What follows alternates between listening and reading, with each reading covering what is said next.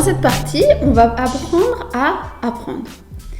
En fait, c'est assez étonnant que tout le long de notre scolarité, on soit obligé d'apprendre au collège, au lycée, maintenant, et encore plus dans les études supérieures, et qu'à aucun moment, véritablement, on ne nous apprenne à apprendre.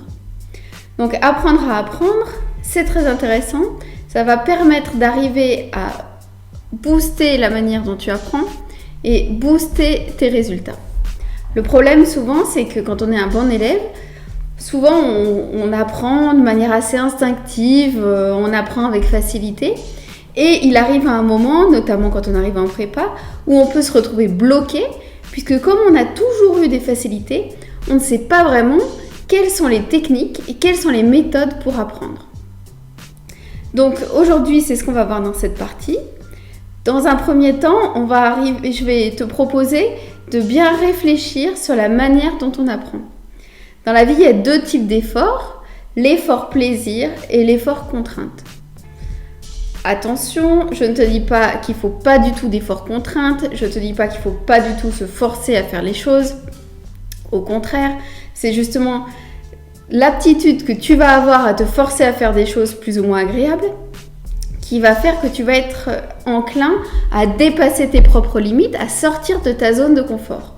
Donc, l'effort contrainte est intéressant et l'effort plaisir est intéressant aussi. Cependant, à mon sens, il faut arriver à équilibrer les différents types d'efforts pour arriver à s'auto-alimenter en satisfaction tout au long d'un processus d'apprentissage.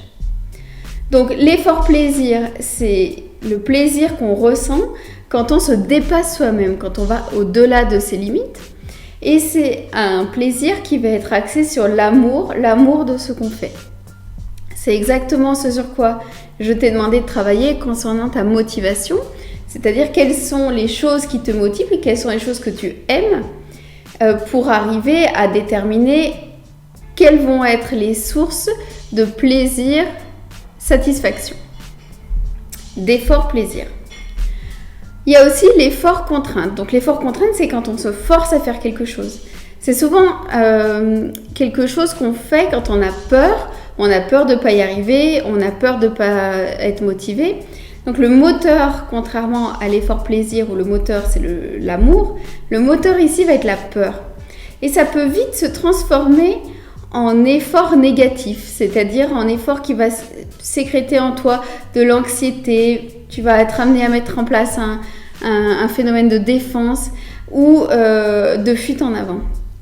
Donc, fais très attention et sois conscient des types d'efforts que tu t'imposes à toi-même et essaye d'intercaler des moments d'effort plaisir à ce moment-là.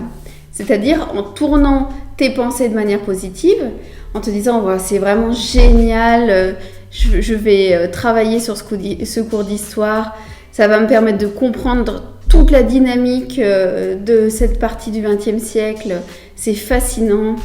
Oh là, mais quelle chance j'ai de travailler autant la physique. Vraiment, c'est une grande chance que la société me donne de me former dans un domaine qui va même pas peut-être être ma spécialité ultérieurement, mais qui va me permettre d'approfondir ce sujet et cette matière. Donc en tournant cela de manière positive, on active deux types d'efforts différents et on s'assure ainsi de pouvoir aller plus loin. Donc ça c'est la première partie, c'est comment on se met à travailler, quel type d'effort on déploie quand on apprend. Ensuite, sans surprise, quand on apprend, c'est quelque chose qui est intrinsèquement lié à la mémorisation. Donc on va voir un peu plus loin comment apprendre, comment mémoriser plus facilement. La mémoire, en fait, c'est quelque chose qu'on va réactiver régulièrement. D'ailleurs, c'est pour ça qu'on parle de devoir de mémoire, c'est pour ça qu'on crée des musées pour garder vivant une trace du passé. On constate souvent que suite à un cours, dans les 20 minutes après le cours, on a le cours ou la conférence, on a oublié 40% du contenu. Et plus le temps passe, plus on oublie. Mais très rapidement, en 24 heures, on a quasiment tout oublié. Et la semaine d'après, si on n'a pas fait un effort de mémorisation et de réactivation de ce qu'on a entendu, on a complètement tout oublié. Donc, Pour moi, l'enjeu dans ces années de prépa, ça va être que tu arrives à réactiver cette mémoire, à réviser régulièrement pour rafraîchir ses souvenirs, ce qui va te permettre aussi de ne pas perdre trop de temps, puisque ça serait quand même dommage de faire travailler sa mémoire immédiate uniquement pour le devoir, puis de devoir tout réapprendre pour l'examen blanc, puis de devoir tout réapprendre une autre fois pour le concours. On n'a pas vraiment le temps de se forcer à tout réapprendre à partir de zéro systématiquement. Il faut vraiment que tu vois ça comme des briques sur lesquelles tu vas empiler les briques supplémentaires. Donc c'est important que tu mettes en place des techniques pour arriver à réactiver ces connaissances. Ça peut être des techniques de fiches, de flashcards ou de mind mapping comme je vais te montrer plus tard.